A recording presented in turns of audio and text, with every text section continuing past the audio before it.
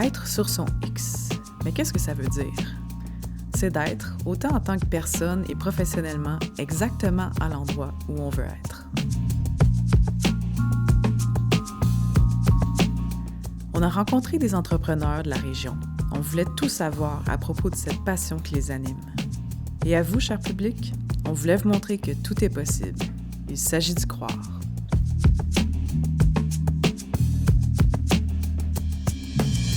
On les a rencontrés et maintenant, on les fait se rencontrer entre eux. Le but est simple. On tente d'agrandir cette bulle d'énergie positive, susciter les grandes rencontres et pourquoi pas les grandes idées.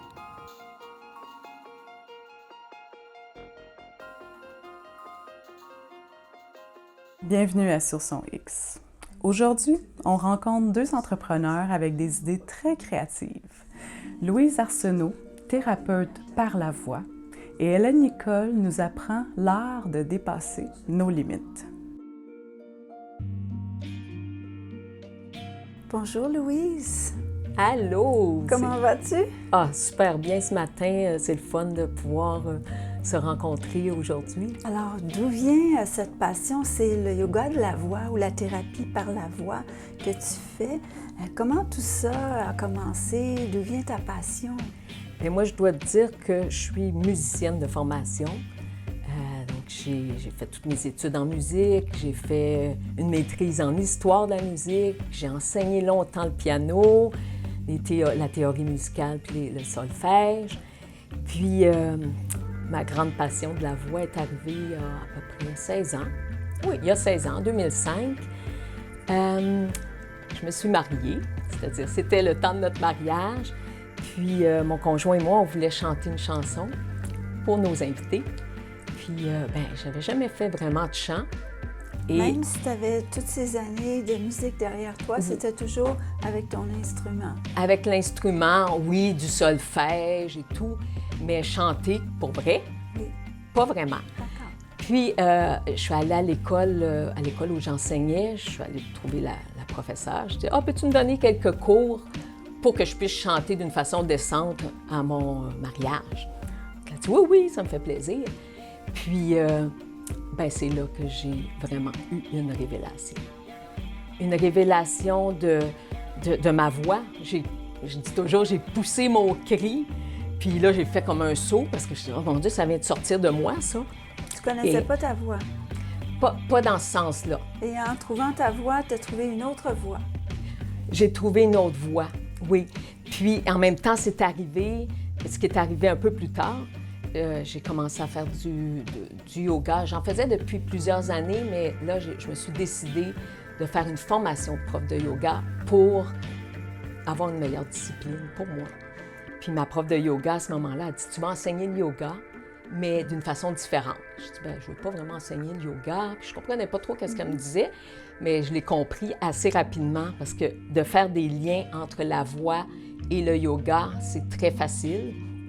Et c'est deux disciplines complémentaires. Et c'est là que j'ai découvert, pour moi, le yoga de la voix et l'expression à travers la thérapie par la voix. Et ton but, c'est d'aider les femmes à s'exprimer.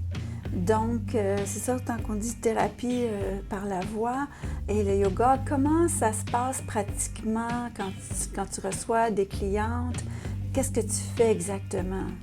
Bien, en fait, moi, ça a commencé par moi-même, oui. Par apprendre à m'exprimer, apprendre à dire ce que j'ai à dire, apprendre à m'affirmer. Puis c'est ça, en yoga, on parle des chakras, des centres énergétiques. Le chakra de la gorge, c'est vraiment lié à l'affirmation de soi et à débloquer ce qui est bloqué là, okay. Pour pouvoir s'exprimer. Donc, les clientes qui viennent me voir, ce qu'on fait, c'est que je leur donne une série d'outils qui sont des exercices de voix, des exercices avec les voyelles, avec des sons différents.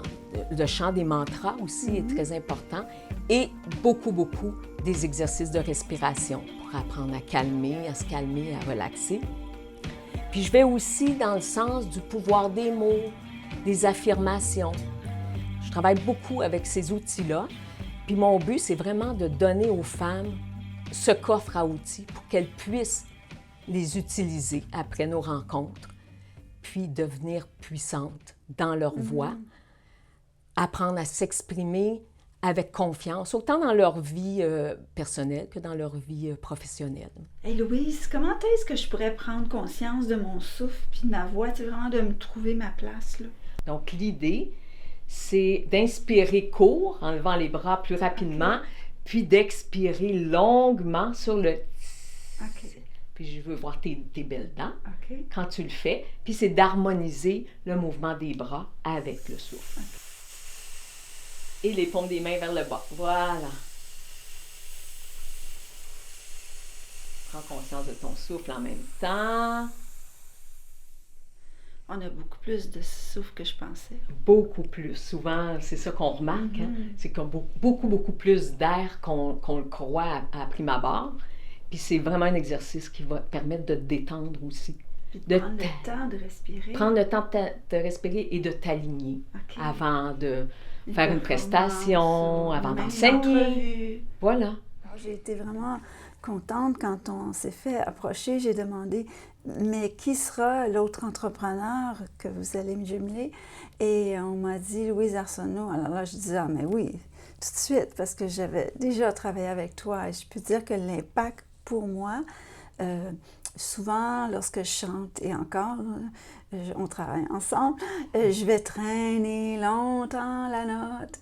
Et tu m'as appris à mettre ça, là, finir ça quand ça doit être fini. Et je vois que dans ma vie, j'ai des affaires qui traînaient.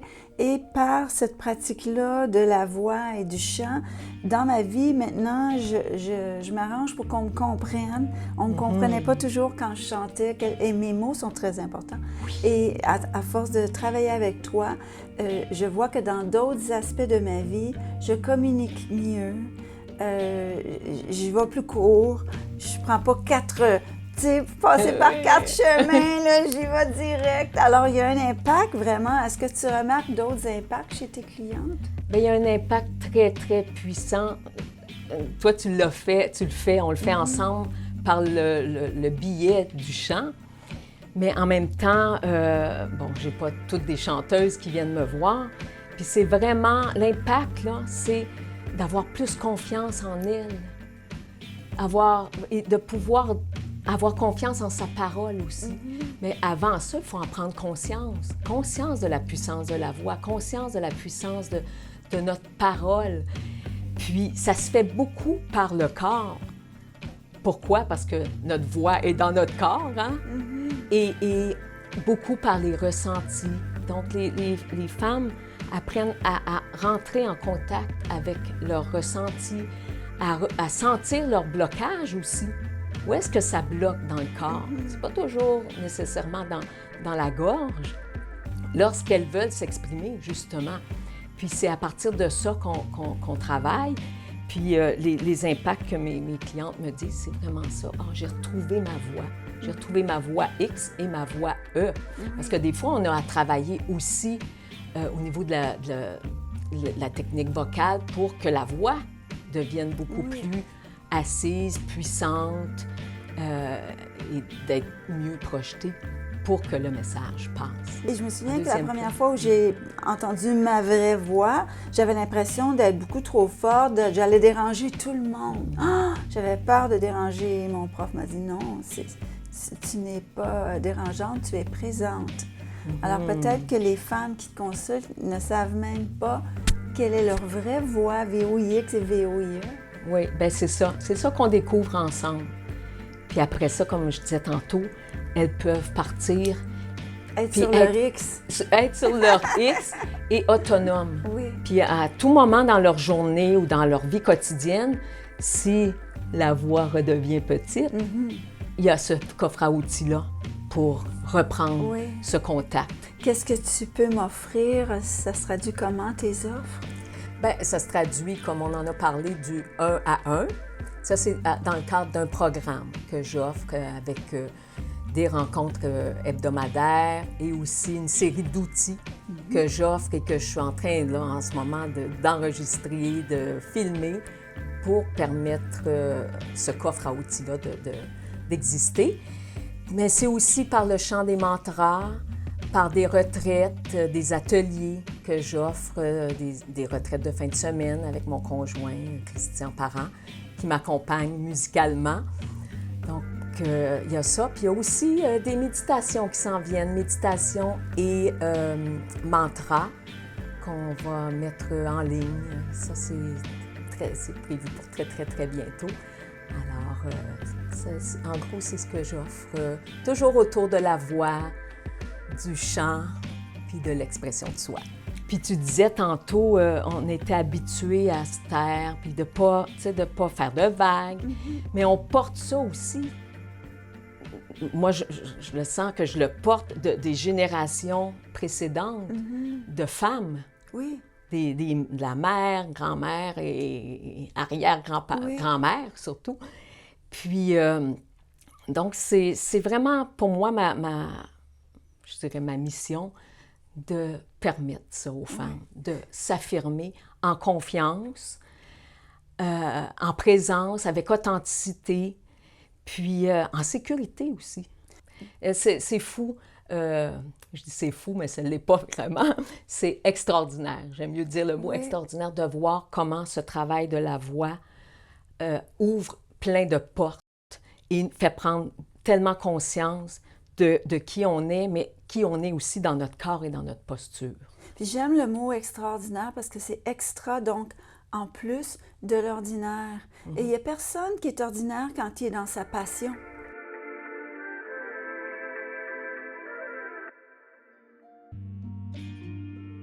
Toi, Hélène Nicole, tu te définis comme une illimitatrice. Qu'est-ce que c'est une illimitatrice? Une illimitatrice, c'est quelqu'un qui va soutenir les gens à dépasser leurs limites. Donc, c'est toujours dans l'atteinte d'un objectif, vers une vision, vers un rêve. Et je vais amener les gens à regarder leur situation. Alors, quand ils arrivent chez moi, il n'y a souvent pas d'issue. Ils croient qu'il n'y a pas de façon, c'est pas possible. Et je vais transformer le pas possible en c'est possible et comment est-ce qu'on pourrait y arriver.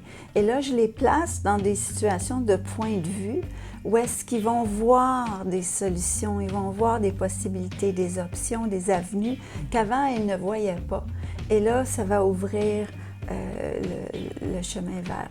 Je vais aussi les soutenir à dépasser des peurs et à revoir des croyances qui sont limitatrices. Par exemple, une des croyances que souvent les gens ont, je suis trop vieux ou je suis trop jeune ou je n'ai pas assez de temps. Alors, on va aller voir comment on va dépasser ces limites-là.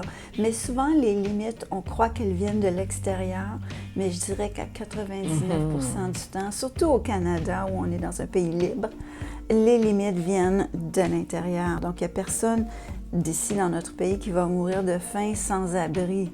Donc, le risque de lancer son entreprise, il est beaucoup plus dans nos peurs personnelles que dans des peurs réelles. Il n'y a pas de tigre à notre porte, là. Ou le serpent qui va nous manger dans la forêt si on est sans abri. Donc, c'est vraiment d'aller voir, tiens, de quoi j'ai peur?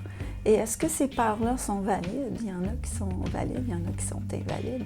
Et on peut les dépasser. En fait, on va s'en servir pour mieux se connaître et aller plus loin dans notre cheminement. Donc, en réalité, nous, avec nos peurs et nos croyances limitantes, on est comme à l'intérieur de notre boîte. Puis toi, tu nous vois, ou tu vois tes clients, tes clientes à l'extérieur de la boîte, donc avec une vision autre que nous, ce qu'on voit de notre intérieur, en fait. Oui. Alors moi, quand j'ai un objectif personnel pour moi, et c'est la méthode que j'utilise pour moi, que j'enseigne, c'est que je sais que j'ai déjà réussi. Donc, en ce moment, je sais que je suis une auteure de livres à succès. Bon, il y a encore peut-être 150 personnes maintenant qui ont acheté mon livre. Donc, je n'ai pas la preuve, mais je sais concrètement que je suis une auteure de livres à succès et que je suis une animatrice d'ateliers remplie à craquer, très en demande. Je ne suis pas encore là, mais je le vois et je le sais que je vais y arriver. Alors là, ça devient une chasse au trésor. Ah, c'est quoi le prochain pas? Mais je le sais que je vais y arriver. Oui, j'ai aucun doute. Et c'est d'instiguer cette confiance elle a en la personne. Ça ne veut pas dire que tu ne veux pas changer d'idée sur le but que tu es en train d'essayer d'atteindre, mais tu vas faire des pas différents si tu es convaincu que c'est possible. Comment tu pourrais me conseiller puis m'aider à illimiter mon temps? Moi, j'ai toujours ce problème-là avec mon temps. Là. J'ai l'impression que j'ai jamais assez de temps. Bien, la première chose à faire, c'est de passer une semaine à écrire où tu mets ton temps. Alors, tu te prends une feuille d'agenda, tu écris tout ce que tu fais sans juger, tu écris absolument tout ce que tu fais. Et à la fin de la semaine, tu regardes ça et tu regardes, quand j'ai fait ça, est-ce que ça correspond à mes valeurs puis mes buts dans la vie? Aussi, tu regardes tes passions. Souvent, on a des passions, on a plusieurs passions, puis au lieu de les regrouper ensemble dans un projet, on va aller faire 50 projets. Mais il y a moyen de mettre toutes nos passions sur une feuille de papier autour d'un cercle et de dire à la vie, amène-moi un projet qui va me permettre d'exprimer toutes ces passions-là ensemble. Donc, tu vas beaucoup sauver de temps puisque tes passions, ton projet va te permettre d'exprimer tout ce que tu es. OK, c'est une bonne idée, ça. Et donc, tu as pu pratiquer ta méthode ou ton approche sur toi. Oui. Donc, comment c'est venu tout ça? J'ai toujours été entrepreneur. Premièrement, mon père était ébéniste, artisan. Il a toujours presque travaillé à son compte. Il a enseigné quelques années les métiers. Là. Et puis ma mère est devenue entrepreneur aussi. On a ensemble ouvert une garderie lorsque j'ai eu un bébé à 18 ans. Donc, j'ai vraiment appris tout ça. Avant ça, j'étais allée dans une école pour filles-mères et on nous avait, le prof de maths nous avait aidé à créer une coop étudiante. Et là, j'avais été sur le CA de la coop et ça, c'était vraiment la première entreprise. Tu as beaucoup appris là, oui. J'imagine. Hein? Alors, ensuite, lorsque mon fils est parti à l'école, on a vendu la garderie, je retourne aux études et j'ai étudié l'informatique. J'ai beaucoup aimé la programmation. Puis, on m'a donné le mandat d'enseigner aux employés chez Alcan à faire des copies de sécurité. Dans ce temps-là, c'était pas très populaire. Les ordinateurs commençaient à faire des copies de sécurité, c'est plate. Et j'ai développé toutes sortes d'outils pour faire passer à travers cette barrière-là de c'est plate, ça ne me tente pas de faire ça. Parce que toujours dans n'importe quoi qu'on veut atteindre, il y a toujours quelque chose de plate à faire, comme nos impôts, par exemple. Donc, il faut faire la chose plate et j'ai trouvé des façons de faire ça amusant.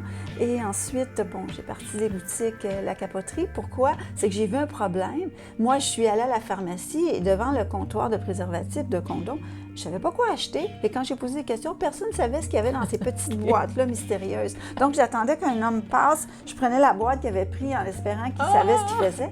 Et j'arrivais chez moi, puis ça puait. Je n'aimais pas ça. Donc, j'ai réalisé, le sida arrivait, les grossesses accidentelles, malgré que j'adore mon fils, je ne regrette pas 2 minutes. Mais bon, j'ai vu beaucoup de gens mourir du sida dans mon entreprise La Capoterie. Donc, c'était, encore une fois, il y avait un produit tabou et il fallait le présenter d'une manière qui était amusante pour que les gens n'aient plus peur de s'en servir et se protéger et leur donner toute l'information nécessaire à faire un bon choix. Et ça n'existait pas. Donc, j'ai illimité le marché. Ben oui.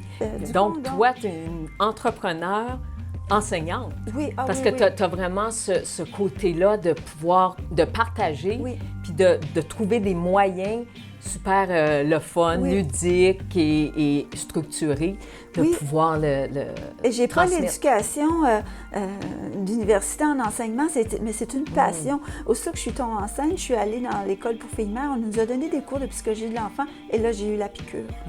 Puis, vraiment, je me souviens de mon premier spectacle pour enfants. Après La Capoterie, je voulais chanter. J'ai découvert ma voix comme toi. Moi, c'était en 98. J'ai participé à une soirée Star d'un soir. Puis sur la scène, en chantant, j'ai réalisé que c'était ça que je voulais faire de tout mon cœur. Alors, je suis devenue chanteuse pour enfants. Mais je me souviens de mon premier spectacle. Il y a une surintendante qui faisait la visite annuelle. Elle a dit, après le spectacle, vous êtes une extraordinaire pédagogue. Et je ne savais même pas ce que ça voulait dire, ce mot-là. Alors, je suis arrivée chez moi, j'ai fouillé dans le dictionnaire, il n'y avait pas Google. Et j'ai trouvé, mais oui, je suis une pédagogue. Et j'ai continué dans ce sens-là. Puis quand je suis revenue, je fais 15 ans de spectacle. Puis à un moment donné, j'avais fait le tour de cet objectif-là, de cette passion-là. Et j'ai voulu, vraiment, je me suis dit, qu'est-ce que je peux faire pour rendre service aux gens le plus possible en étant qui je suis.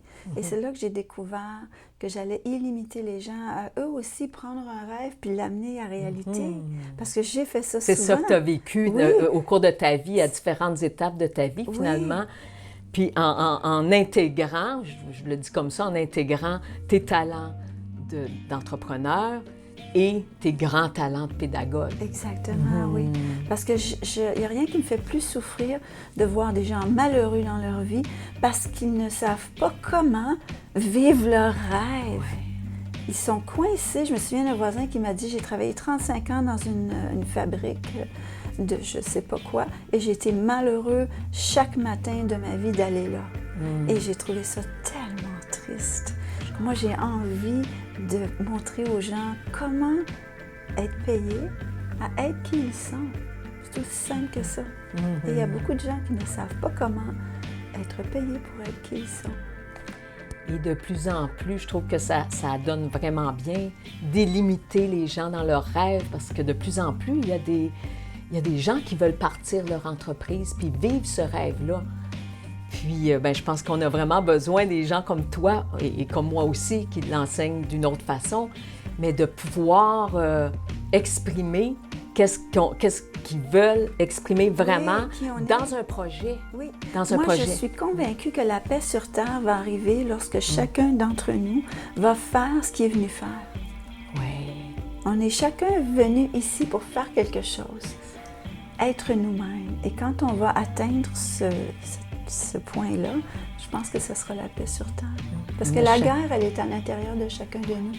Et lorsque la guerre à l'intérieur de nous sera terminée, ce sera la paix. On n'aura pas envie de faire la guerre à d'autres. Ce sera la paix partout. Oui, puis chacun a sa place aussi. Oui. Chacun a sa place avec ses talents. Chacun peut être sur son X Moi, et j'imagine... partager ces talents-là pour le grand bien de tous. Mais j'imagine, moi, la Terre comme un casse-tête. Et t'imagines s'il y a une... Tu sais, quand on fait un casse-tête, à la fin, il manque une pièce. Et on a travaillé si fort pour faire le gros casse-tête, puis il manque une pièce. Alors, quand une personne d'entre nous n'est pas sur son X, c'est comme si le casse-tête de la Terre manque une pièce. C'est un bel exemple. Un bel exemple. Puis toi, comment ça se manifeste dans ta vie, là?